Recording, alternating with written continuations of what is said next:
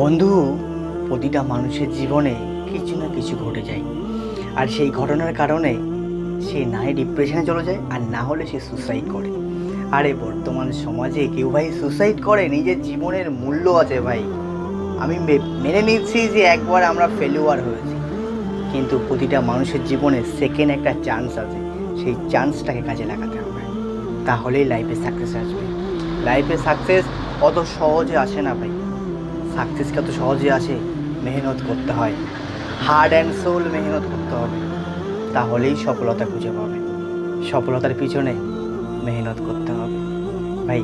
আজ থেকেই লেগে পড়ো, যে প্ল্যাটফর্মেই আছো, যে জায়গায় আছো, সেখান থেকেই লেগে পড়ো। যে কাজটাই করছো সেই কাজটাকে ছোট মনে করো না। এই ছোট কাজ থেকে একদিন দেখবে জীবনে সাকসেস খুঁজে পাবে। আমার বিশ্বাস তুমি পারবে, পারবেই পারবে।